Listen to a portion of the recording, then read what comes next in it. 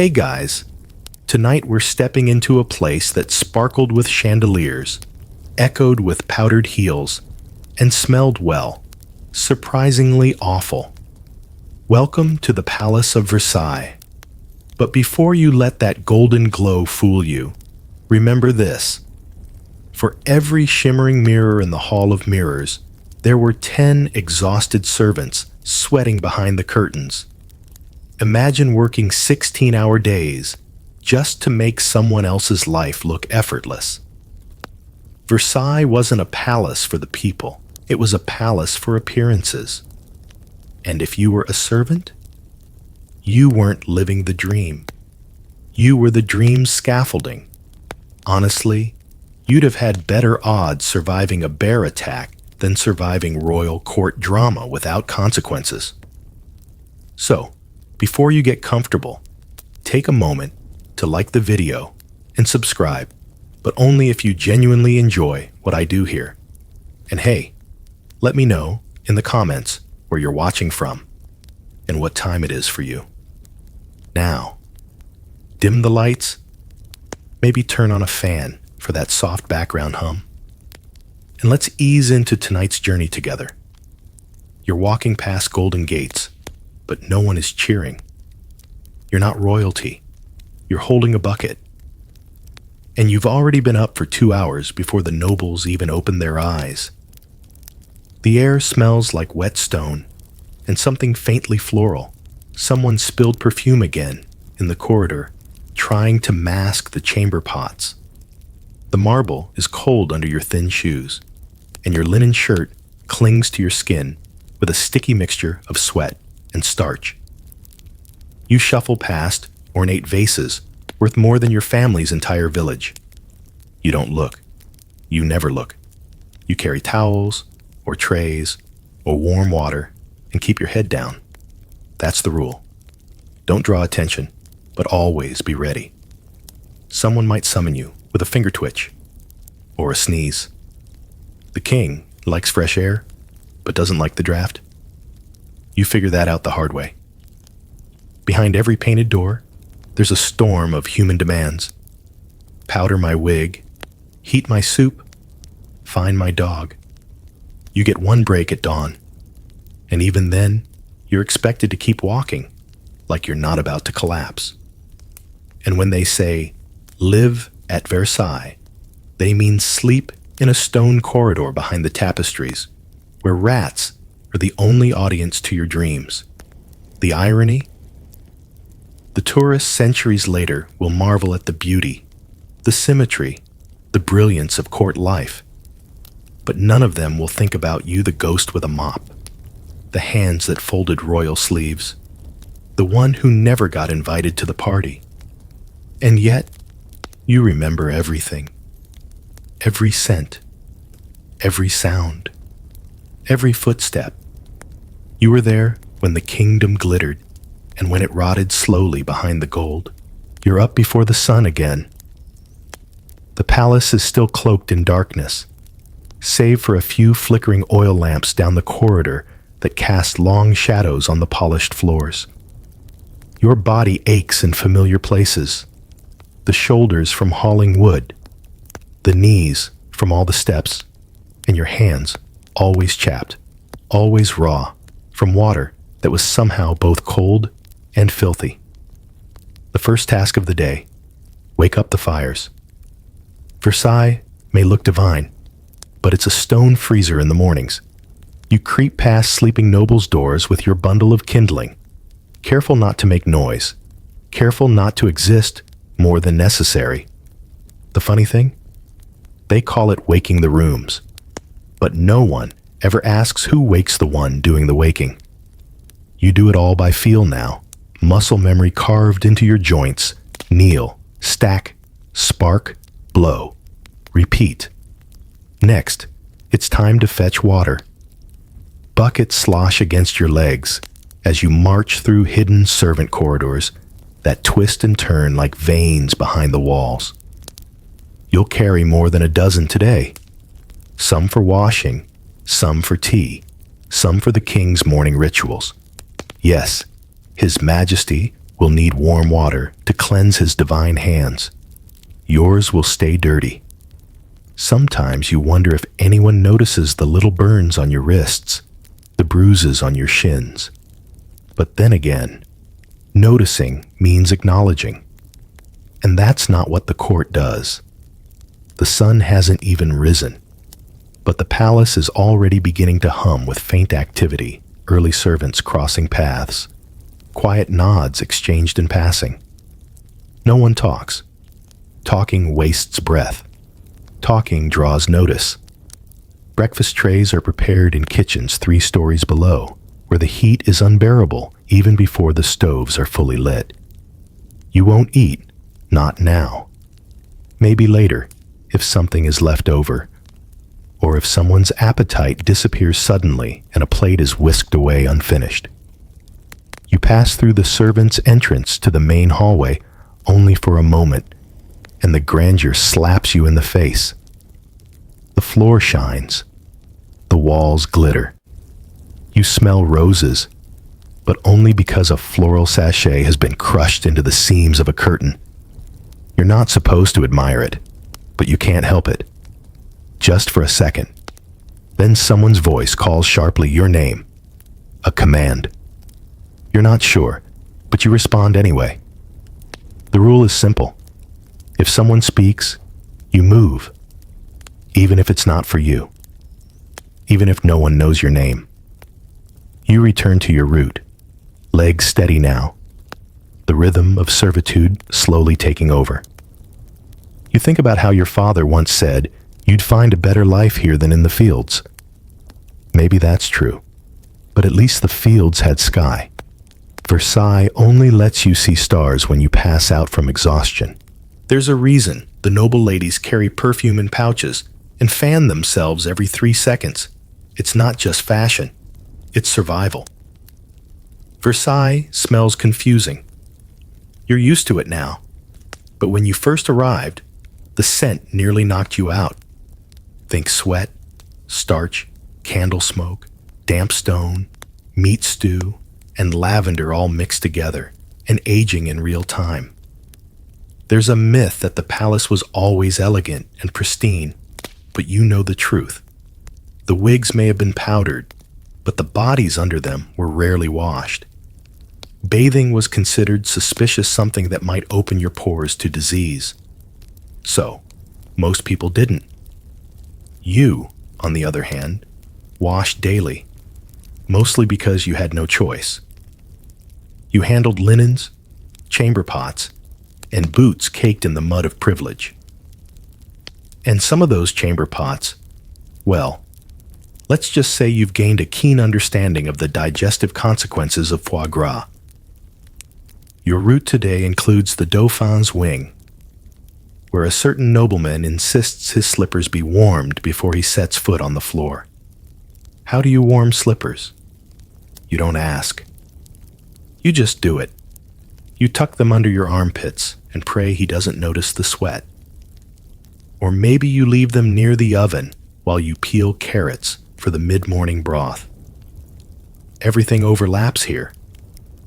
You're not just one servant, you're 5, on a rotation that never officially exists. And as you walk past the gallery, you smell something sharp and powdery. The court ladies are having their hair styled again, which means burning irons and goat fat pomades. You once touched one of those wigs by accident. Big mistake. A shriek, a slap, and a week's punishment scrubbing brass doorknobs. The head hairdresser calls it architecture. You call it flammable. Meanwhile, you're still carrying that same dented bucket you've had for months. No one replaces it. Why would they? Buckets don't complain. You pause near the back stairwell to adjust your grip, and that's when it hits you. Someone has spilled a bottle of musk perfume again, trying to outmask the reality. But it only makes it worse. Now the hallway smells like floral despair. You stifle a laugh. You're not supposed to have humor, but you do. It's all that keeps you from breaking. That, and watching the absurdity play out day after day. You once saw a duke yell at a footman because his coat sounded wrinkled, not looked sounded. And the poor man actually stood there and apologized to the coat. That's when you realized the palace isn't run by logic. It's run by performance. Everyone's playing a part. And the smell? That's the only truth they can't disguise. You take one more breath and push forward. The candles are melting. The carpets are damp. And someone somewhere is screaming for tea. You haven't stopped moving in 6 hours, but you won't stop now. Because in Versailles, if you stop moving, you vanish. You hear the clink of silver before you see the table. Breakfast is being served to the Marquise de Noailles, and it looks like something out of a painter's fantasy. Golden toast points, berries imported at ridiculous expense, a boiled egg in a silver cup that likely costs more than your entire family's combined lives. You approach quietly, eyes down, hands steady. You're not allowed to look directly at the food or her. You simply place the fresh napkin, adjust the tray, and back away. Then you return to the service hall, where another tray awaits, and then another. You carry plates like they're porcelain saints, praying each step down Versailles' uneven marble doesn't end your career in a crash of spilled custard. Here's the kicker. While you serve food to people who don't finish even half their plate, your own stomach twists with hunger. You haven't eaten yet. Maybe you will at midday, when the scullery maids toss leftovers into a chipped ceramic bowl. Maybe. And yet you pass pastries, braised meats, tiny roasted birds with crisp skin and glistening fat. You remember once seeing a small roast pheasant slide off a tray onto the floor. It wasn't cleaned. It was brushed and served. 5 people complimented the earthiness. You smirk at the memory, but only for a second. You're not supposed to smirk. Someone might see. You push through the kitchen corridor where the heat slams into you like a furnace door flung open. It's barely 10 a.m., and the cooks are already sweating through their wigs. They're shouting in 3 dialects. A drop pot, a dog barking from under someone's skirt. The royal kitchens are chaos layered over fire. And still, somehow, everything arrives at the table on time. How? You. People like you. A silent army of servers carrying more than food. You carry expectations, tempers, and shame. Because if someone doesn't like their bread's crust color, you're to blame. And if they do like it, they compliment the chef. You step aside to let a nobleman's dog pass. Yes, the dogs get priority. You nearly tripped over one once and were reprimanded for endangering royal fur. Now you walk with eyes like radar, scanning for paws as much as humans. Someone sneezes behind you, and instinctively you reach for a kerchief. Not for them, for the tray. Can't risk a single speck of nobility's mucus touching the food. You finally sit on a wooden crate, just for a minute. Your back sings, your stomach howls, and in that moment, a mouse scampers across your foot like it's offering sympathy. You almost thank it. Almost. Then someone calls from the upper corridor. More trays. More plates. More lace to be folded. Your break is over. You didn't eat. You didn't speak. But you were seen. And that, in Versailles, is dangerous in itself. There's a trick you learn early in Versailles. Listen more than you breathe. Because words, especially the careless ones, float like pollen in this place. And if you catch them right, they can save you. Or sink you.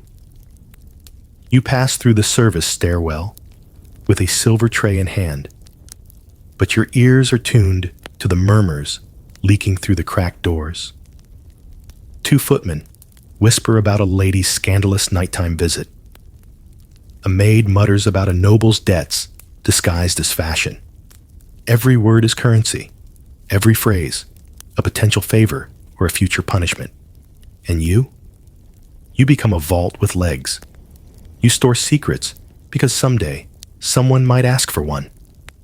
And maybe, just maybe, you'll trade it for a few extra minutes of rest or a softer job scrubbing boots instead of chamber pots.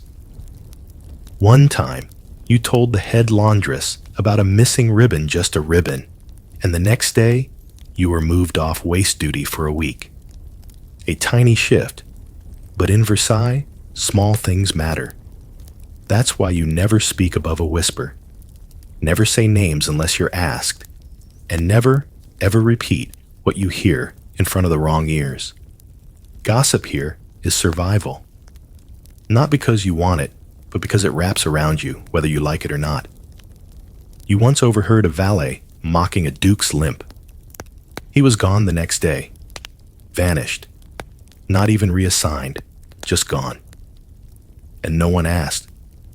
No one ever asks. You pass through the linen gallery now. Arms full of freshly folded towels. It's quiet except for the rustling of cloth. And even that sounds like it's trying not to be heard. You see the eyes of another servant. She looks at you for a half second, then looks away. She knows. You know. No need to speak. The silence between servants is louder than any court music. You've learned to read entire stories in the arch of an eyebrow or the twitch of a mouth. Because here, speech is risk. But silence is armor. And when you do speak, it's calculated. Oui, monsieur. Tout de suite, madame. No opinions. No personality. Just service wrapped in polite syllables. Ironically, the only ones who truly hear your voice are the mice under the kitchen floorboards, and they don't snitch. You enter the hallway outside the music room and pause. You hear a laugh, genuine, foolish, free. It's from one of the ladies in waiting. She's mocking someone, maybe the cook, maybe her own cousin. You don't react. But inside, your mind tucks it away. Maybe it'll be useful. Maybe not. Either way, it's another thread in the invisible net you carry with you, stitched from other people's mistakes. You walk on, invisible and watchful. After all, you don't have a choice. In Versailles, what you know won't just hurt you, it might kill you. But if you play it right, it might also save you from the cold. You slip behind a velvet curtain, down a narrow passage that curves like a secret. This is your world. The veins and arteries of Versailles, the shadow lanes where real work happens. The public halls are all gold and mirrors, but back here, it's damp stone, creaky wood, and a silence that breathes. You've learned every hidden staircase by heart. Each step creaks at a different pitch, and you know exactly which ones to avoid when nobles are entertaining just a wall away. There are doors you're not supposed to know exist, but you do. Because you've polished them. You've seen the scratch marks where frustrated dukes kicked them. You've hidden behind them when arguments turned dangerous. You carry firewood through a narrow crawl space that smells of mold and beeswax, ducking under a beam that's too low even for your short frame. And yet, you move without hesitation. You're part of the palace's muscle memory. In fact, the hidden passages of Versailles are more familiar to you than your own skin. You once slept curled in a stairwell niche for 3 hours and woke up with a draft-induced limp that lasted a week. No one asked. No one noticed. These secret halls aren't for beauty, they're for survival. So the guests never have to see you sweat, or drop things, or exist. It's a game of presence and absence. You're always there, but never visible, like smoke or guilt. One time, you were sent to deliver a note through the Queen's Passage, a shortcut between her chamber and the king's. It was supposed to be empty. It wasn't. You'll never forget the voice you heard, soft and low, followed by laughter that definitely wasn't His Majesty's. You never told a soul. But you did get reassigned to the laundry wing the next day. Coincidence? Maybe. Or maybe someone knew that you knew. That's how Versailles works. You don't just climb stairs, you climb unspoken ladders of implication. Every secret passage hides 100 others. Every shortcut has a story. There's a tunnel that leads to the chapel, but only the senior pages use it. There's a crawl space above the opera where you can hear every area and every whisper of betrayal in the balcony seats. And beneath the palace, a maze of root cellars, old servant quarters, and what might have been dungeons, though no one admits it. You've wandered down there once, carrying crates of wine. It felt like walking into history's basement. Dust, silence, and something older than kings. You returned with chills and a new respect for the daylight.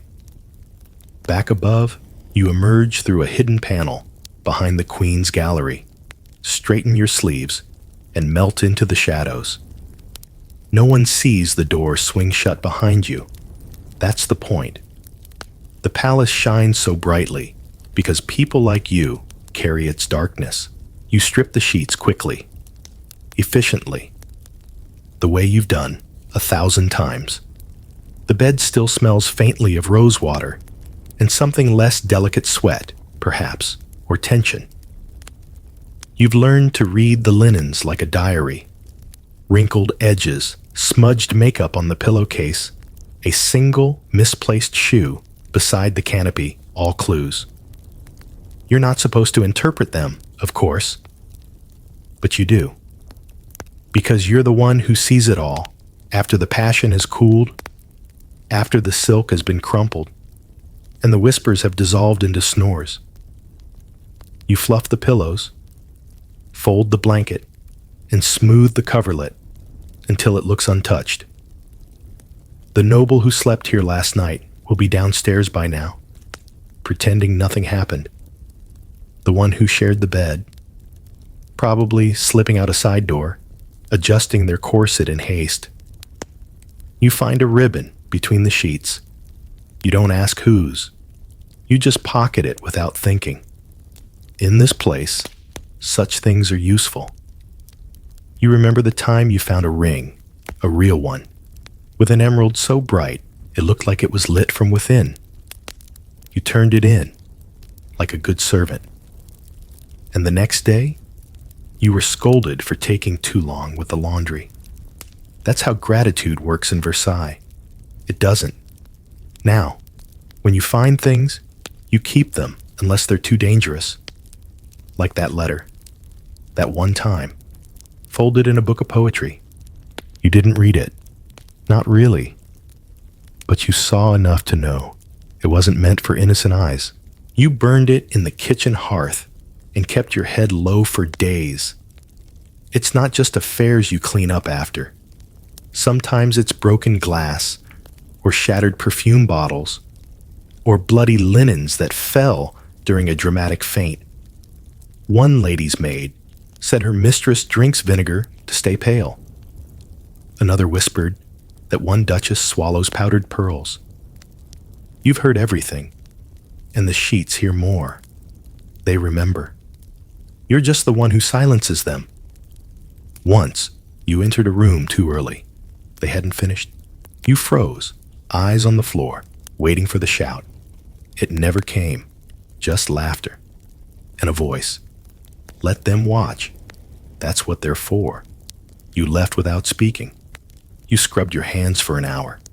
You still don't know why. Maybe it was shame. Or maybe it was fury. It doesn't matter. The next day, you were back, folding fresh sheets, acting as if nothing had happened. Because that's what you do. You clean. You erase. You disappear. But you never forget. You hear the first note of the violin echo through the stone corridor long before you see the ballroom. It's evening now, and Versailles is at its most dangerous when the nobles are fed, powdered, and ready to impress each other.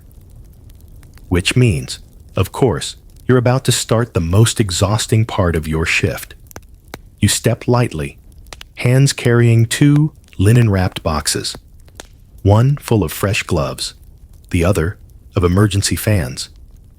Because nothing derails a noble's flirtation like a sweaty hand or a fainting spell.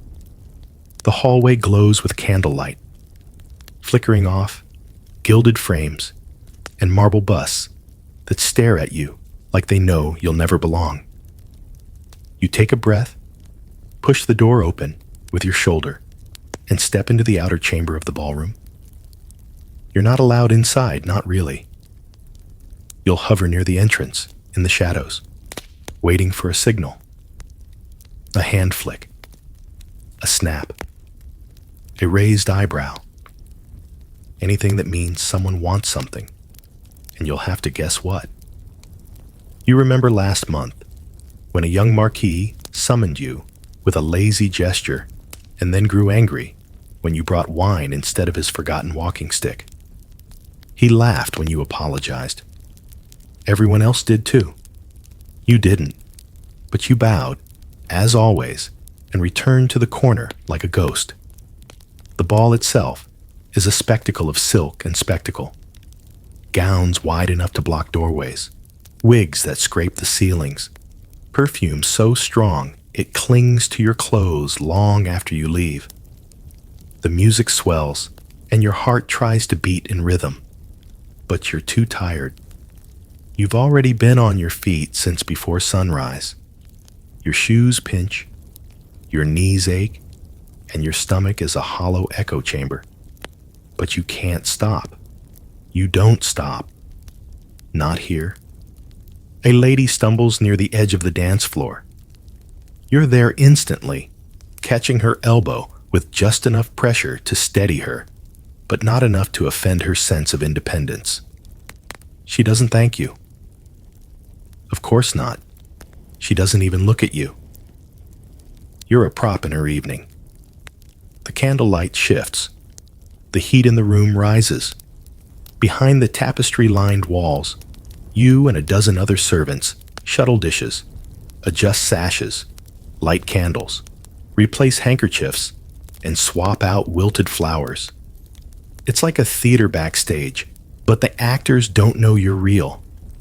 They think the food appears magically, that the music just happens, that the warmth, the sparkle, the order are effortless.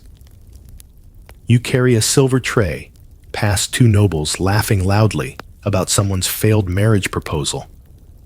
One of them drops a cherry pit at your feet. You step over it and keep walking. You once bent to clean up a similar mess and were accused of interrupting the mood. That's how careful you must be. Even your kindness can be an insult. You slip behind the panel to the back corridor and find a row of exhausted servants slumped on benches. You get no time to sit, but seeing them reminds you you're not alone. That helps. A little.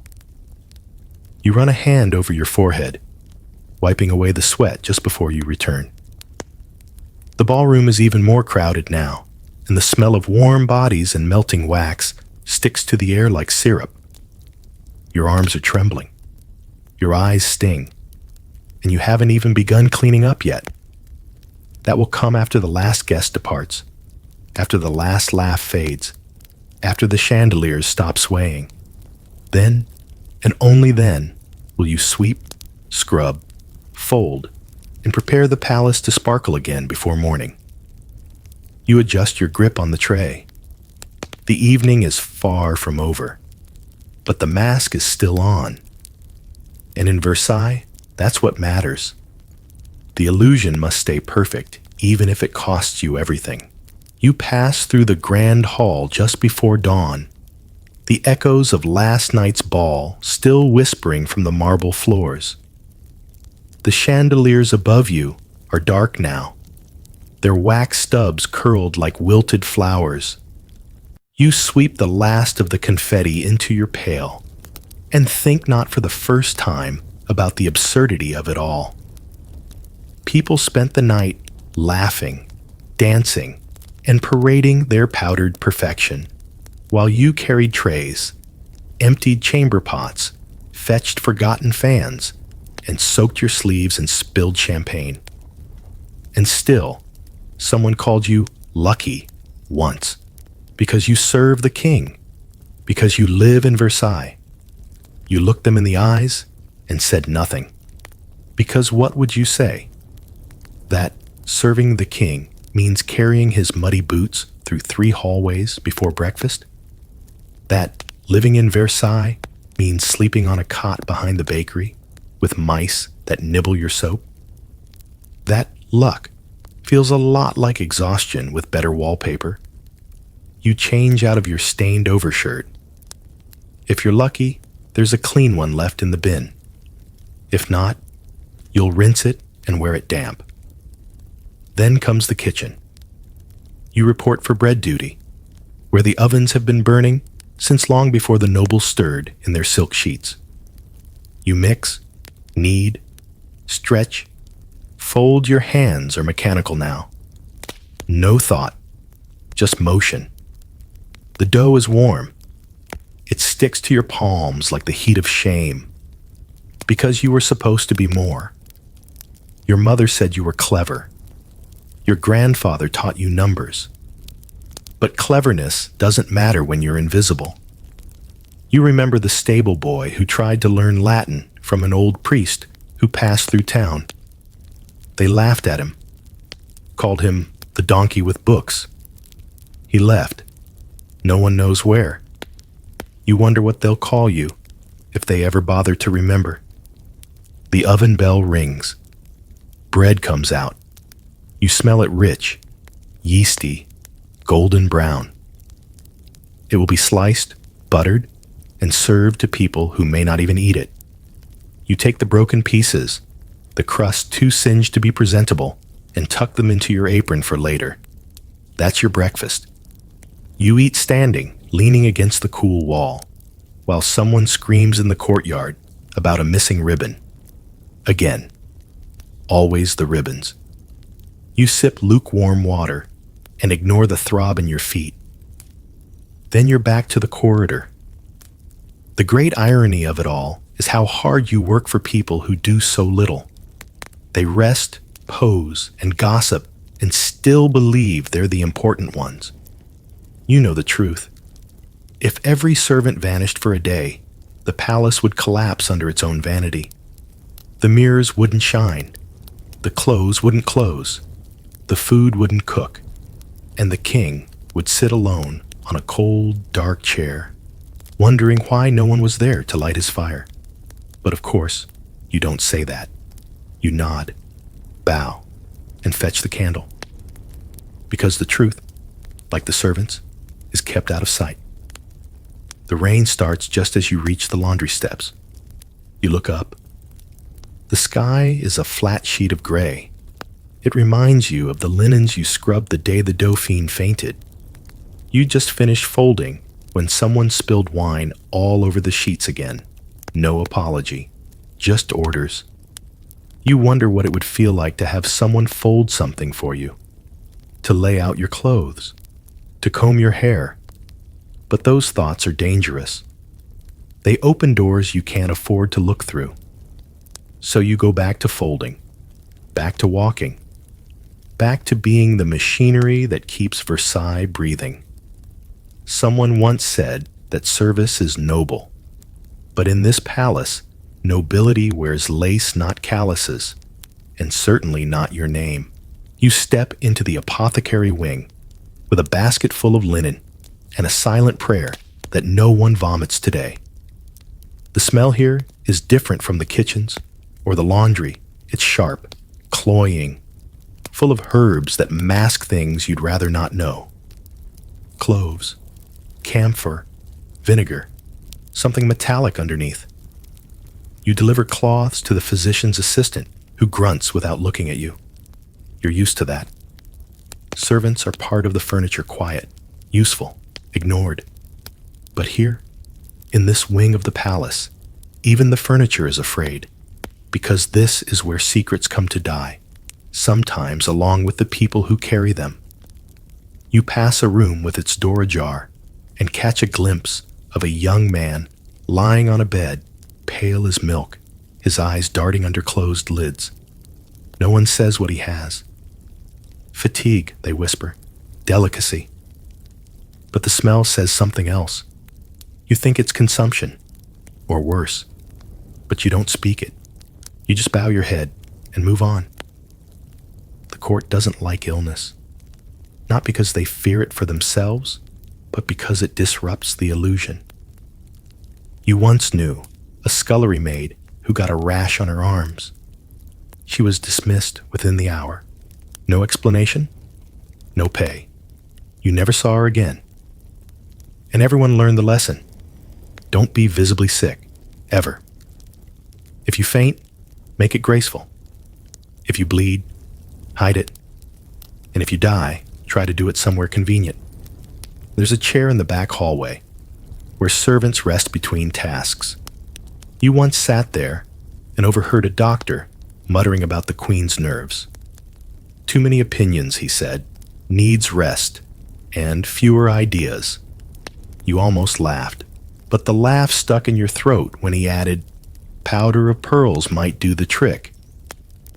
You remember the footman who swallowed a handful of ground pearls by accident. He thought it was sugar. He was dead within days. They said it was an infection. It was always an infection. You deliver towels to the midwife's room next. A tiny bundle lies in the crib, wrapped in silk. Not royal, but noble enough to be born with a title and a nurse. The baby stirs, and you pause just for a moment. There's something so clean about a newborn, so untouched by the performance. You wonder what kind of life they'll have. Will they remember the servants who rocked them to sleep? Who cleaned their messes? Who disappeared whenever they walked in? Probably not. You didn't. Your own mother was a servant in a noble house. You barely remember her face, just the way she hummed while folding laundry. Sometimes, when you're tired enough, you think you hear her voice in the rustle of linens. You return to the corridor, basket lighter, shoulders heavier. Ahead, the physician walks briskly with a jar of leeches. You pretend not to see. You don't want to know who they're for. You pass the apothecary shelf and glance at the labels. Mercury, opium, vinegar, powdered coral. This is medicine? You wonder how many nobles are slowly poisoning themselves with cure after cure, and how many servants are buried in unmarked graves for being in the wrong place at the wrong time. Once, you helped carry a patient who had collapsed during a feast. He was heavy, dressed in velvet and panic. You wiped his brow with a cloth that had been used to clean a table earlier. No one noticed, or cared. He lived, they said, but you never saw him again. Maybe he was sent away to recover. Maybe he recovered into silence. The palace does that. It eats noise. It swallows people whole. You leave the infirmary wing with your empty basket and the quiet weight of things you're not supposed to know. The sun has risen fully now, but you feel colder than before. Maybe it's the stone floors, or maybe it's because Versailles is a place where people die prettily and servants keep walking like nothing happened. Your breath fogs the air as you hurry through the eastern wing, arms full of folded wool cloaks. It's winter, and Versailles has never felt more like a stone cage. The fireplaces crackle behind gilded grates in noble apartments, but back here in the servants' quarters, it's just cold. Real cold. The kind that gets into your fingertips and toes and makes you dream of fire even when you're awake. You've layered what you can. 2 linen shirts under your frayed coat. A scarf you found abandoned behind the laundry ovens. Stockings patched with old apron ties. Still, it's not enough. The palace wasn't built for warmth. It was built for show. And heat doesn't show well. You pass a hallway where a countess is receiving her morning tea. She shivers dramatically, despite the 2 footmen beside her holding fur-lined blankets. "It's simply unbearable," she says, as if cold were an insult invented just for her. You stifle a laugh. She's sitting by a fire that's been fed for hours. You haven't even had hot water to wash your face. You continue down the stairs to the service level. The wind bites through a cracked window, and you wince. The cold is sharpest here, in the stone guts of the palace. You pass the linen room, where 2 girls are pressing sheets with hot irons, their hands red and trembling. One of them mutters, "At least the iron is warm," and the other nods without smiling. It's the kind of humor you get used to jokes that only hurt a little. You stop by the boiler room, where the fire has long since gone out. There's no wood left. You'll have to fetch more from the outer yard. That means walking into the open, snow-covered court, where your boots will soak through within minutes. But there's no choice. If you don't, the lower hallways will freeze, and someone will slip. And if someone slips, someone screams. And if someone screams, someone pays. And that someone is usually you. You grab the wheelbarrow, already crusted with frost, and begin the slow trudge toward the woodpile. The sky is a pale gray above the palace rooftops, the kind of color that promises more snow.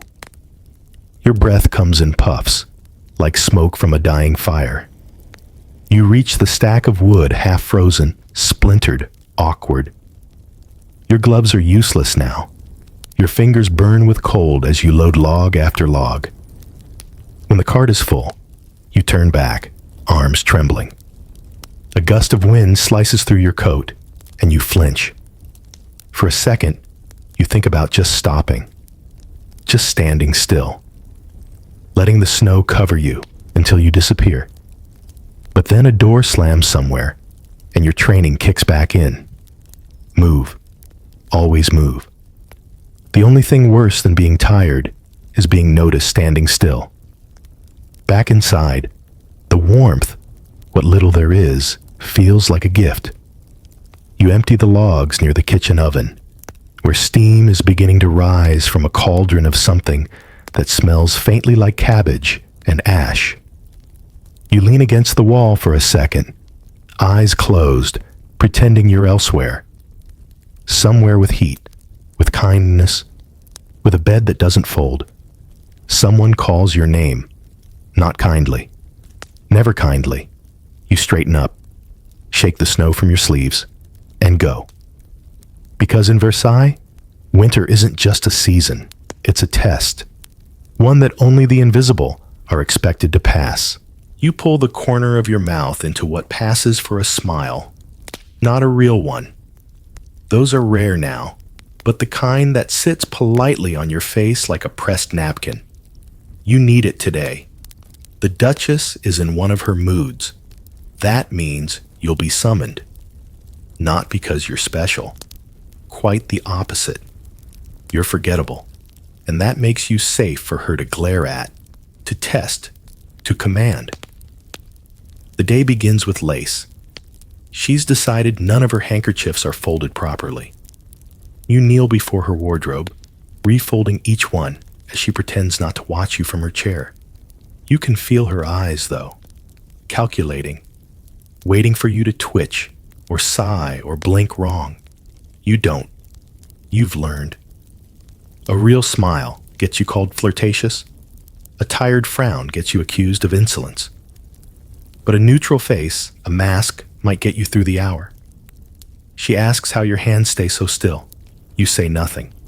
It wasn't a question, just bait. Your silence is your shield. Later, as you help another maid lift a feather mattress for beating, you share a look. No words. Just that same practice nothingness. Everyone learns it. The perfect, empty expression. It's what keeps you invisible. And being invisible is the closest thing to power you'll ever have. You watch as two footmen joke near the servant's door. Their laughter is brief, bright, and immediately silenced when a steward rounds the corner. That's how it works here. Joy is allowed, but only in silence. You remember when you used to hum while working, a soft tune from your village. It made folding easier. But one day, the Marquise's daughter heard you and said it gave her a headache. You stopped humming that day. You stopped thinking of music at all. Now, your joy is folded deep inside you, like the old letter you once hid in the seam of your apron. You still have it. You never read. It couldn't read it. But it was from your sister. That was enough. You press on. The Duchess wants her shoes cleaned next, but not polished. She says the light must reflect, like dusk, not dawn. You don't ask what that means. You just rub carefully, your fingers numb from scrubbing wax all morning. She watches you like an artist critiques a canvas.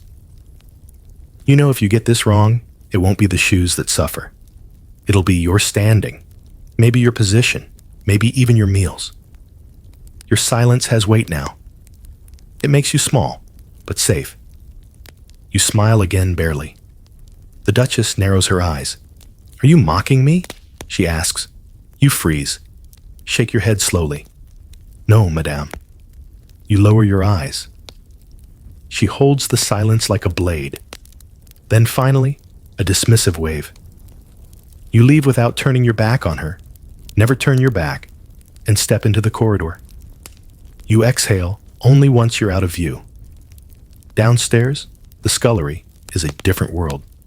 No lace, no perfume, just steam and shouting, and the occasional sharp clatter of dropped crockery. You help peel potatoes, grateful for the simplicity. No expressions to manage. No performance. Just the knife, the skin, the rhythm. Here at least you're just tired, not threatened. A girl beside you snorts at something under her breath. You don't ask what, but she hands you a chunk of soft bread, still warm. You blink. That's the closest thing to affection you felt in days, maybe weeks. You chew in silence, and for a moment, you're not a servant. You're just someone eating, someone human. Then the bell rings. Another call. Another role to play. You wipe your mouth. Wipe your face. Put the mask back on. And rise. You stand at the bottom of the staircase, bucket in one hand, brush in the other, staring up at the endless marble steps like they're daring you to climb. It's polishing day. Again. Your knees still ache from the last time. You begin at the base, dipping the brush in vinegar water, scrubbing the corners where dust clings like guilt. Your back curls into the task. You move like a machine. Upstairs, laughter echoes faintly. Someone important is amused. You wonder what that's like. To laugh without fear. You scrub harder. A maid passes behind you with her arms full of laundry, nearly toppling. You steady her without rising, offer a nod, then return to the brush. No words exchanged. That's how it is now. Solidarity in silence. As you work your way upward, you hear familiar footsteps. The steward. He pauses behind you. Slower, he says. You missed a corner last week. You don't argue. You just nod. Because there's no ladder for you to climb, only stairs to clean. Some servants dream of becoming ladies' maids, footmen to dukes, even kitchen apprentices to the royal chef. But you know better. Upward here is sideways. You might gain a better view, but you'll still be looking up. Always. You pause briefly, stretching your fingers. The vinegar has worked its way into a small cut. It stings, but you welcome it. Pain, at least, reminds you that you're still something solid. You remember a page boy Antoine who bragged once about getting noticed by a baroness. He shined her shoes so well she asked his name. A week later, he was reassigned to latrine duty. They said he smiled too much. Ambition in Versailles is like perfume in a kitchen. It clings, and not in a good way. You reach the mid-landing and switch out your cloth. The marble here is more worn, as if thousands of desperate feet have scuffed it in protest. You wonder how many of them belong to people like you. How many dreamed of something bigger? How many made it? You doubt the number is high. A voice rings out from above. A noblewoman, perhaps. Something about missing gloves, a change of schedule, or a misplaced invitation. You tune it out. You've learned to listen selectively. Only the dangerous words matter, the ones that could cost you work or safety, or your place in line for a crust of bread. You start again. Rinse, scrub, wipe. The motion is meditative now. You could do it with your eyes closed. You often have. At night, you dream of stairs, not climbing them, just cleaning them. Again and again, like a punishment you don't remember earning. When you reach the top step, your back is soaked, your knees raw. A young noble passes, his boots squeaking slightly. He doesn't look down. No one does. But as he walks away, you notice the smear his soles have left. You pause, just for a breath. And then you bend down, wipe the mark away, and make the step perfect again. That's what you do. You erase yourself, your pain, your presence. You make the palace seem as though it runs by magic. But you know the truth. The only magic in Versailles is the kind that turns human lives into silence. And you're the spell that keeps it going. You wake to the sound of bells, not soft chimes, but sharp, demanding clangs that rattle your bones before your eyes even open. Something's wrong. The bells don't ring like this unless someone important is dead, dying, or demanding breakfast in a particularly dramatic fashion. You roll off the cot tucked behind the woodpile and shove your feet into cold shoes. Your shirt sticks to your back, damp with yesterday's labor. As you step into the hallway, the air feels different, thick, buzzing, expectant. Servants rush past in all directions, carrying trays, firewood, letters, basins. No one speaks. The silence is heavy. Then you hear it, from the upper corridor. The king is ill, truly ill. Not one of his poetic fainting fits or theatrical nosebleeds. This time, it's real. And Versailles trembles. You've never seen the king, not up close. Only glimpses a hand raised on a balcony, a blur of powdered wig and gold brocade. But his presence fills every hallway, every rule, every fear. Without him, what is this place? Already, people are shifting, changing sides in invisible wars. You hear whispers as you polish the brass railings. If the Dauphin ascends, the Queen's cousin might. The steward says we'll all be dismissed. It's panic with a powdered face. You move quickly, obeying every shout, anticipating needs before they're spoken.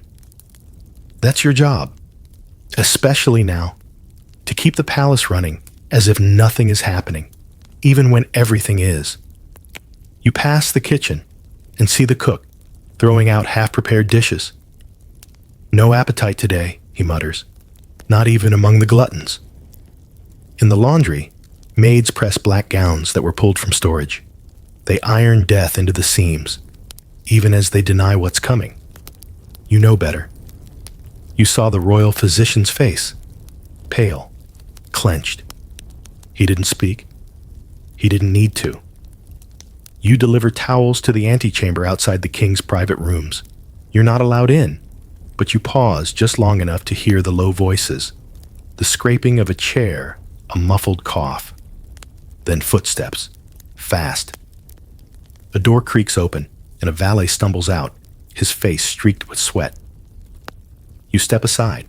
He doesn't see you. You return to the shadows. You always do. Later, someone tells you the king has passed.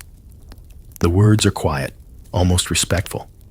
But you feel no reverence in the halls, only calculation. Positions are being renegotiated. Allegiances are shifting like loose tiles. The nobles mourn with one eye open. For you, it means change. Possibly dismissal. Possibly promotion. Possibly nothing at all. Because you're a servant. And kings may die, but the floors still need scrubbing. You spend the evening replacing candles in the hall of mirrors. Their reflections flicker endlessly, showing your face 100 times over. You look tired. You look real. In a palace where nothing is, that's dangerous. As you collect the wax drippings and sweep the corners, you think about how long the king reigned. Longer than you've been alive. His shadow stretched through every rule you followed, every punishment you feared. And now it's fading. You're not sure what comes next, but you know this. You'll still be here tomorrow, apron tied, head bowed, ready to serve whoever steps into the golden cage next. Because kings may change. Versailles does not. It devours its rulers, just as it devours its servants quietly, beautifully, completely. You walk the halls as if nothing happened. That's what they expect. The king is dead, but the chamber pots still need emptying.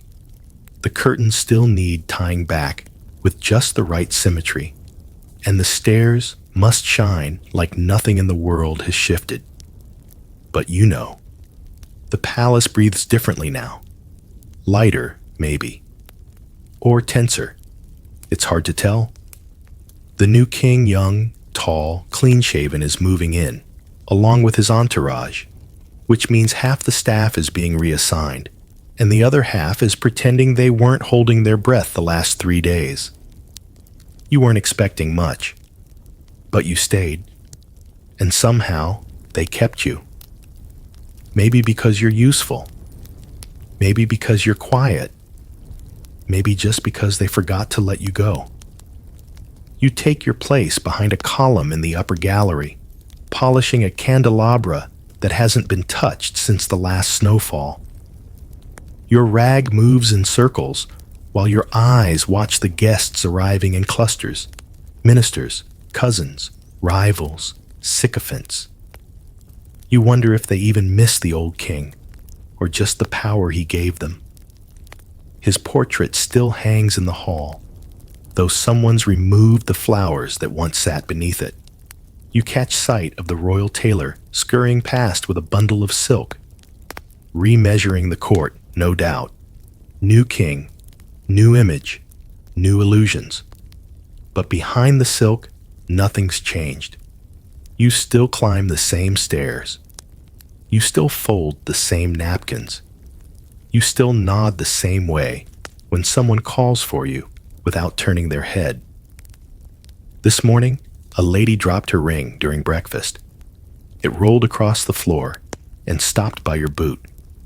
You bent, picked it up, and held it out. She didn't thank you. She didn't even blink. Just plucked it from your fingers like fruit from a branch and walked away. You stood there for a moment, fingers curled around the air where the ring had been. It wasn't about the gesture. It was the reminder. You don't exist unless you're useful.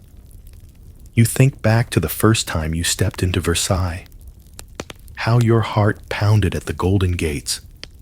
How your eyes couldn't believe the ceilings. You thought you were entering a dream. But dreams don't ask you to carry firewood until your back locks. Dreams don't punish you for coughing during a noble's nap. And dreams don't require you to vanish when they end. You move on. The linens need pressing. The queen's maid has requested fresh lemon water. Someone wants to know who refilled the ink pot without being asked. You don't answer. You never do. Later, as night falls, you find yourself back in the Hall of Mirrors. The candles are lit now, hundreds of them, dancing across glass in endless duplication. You stand there, just out of frame, watching yourself reflected over and over. In one version, you are older. In another, younger. In none of them do you smile. A new song begins in the ballroom behind you. You don't turn around. You already know how it goes. You wipe one last smudge from the mirror's edge, gather your things, and walk away. No one sees. But that's how it's always been. You were the shadow that made the palace shine, the silence that made the music sweeter, the cost that no one paid. And as you step into the quiet corridor one last time tonight, you feel it, not pride, not sorrow, just the weight of survival, wrapped in linen and candle wax. You made it. That's enough. And now, the halls of Versailles grow still. The candles flicker lower, the footsteps fade, and behind every gold-trimmed door lies a story, half remembered by the walls and forgotten by the names who once wore crowns. But you, the one with the bucket, the one with the quiet hands and steady breath you remember, you carry it all. Not as a burden, but as proof that you were here, that you mattered, even if no one ever said so. The palace will glitter again tomorrow. It always does. New guests will arrive. New fabrics will be draped. New pastries set on porcelain.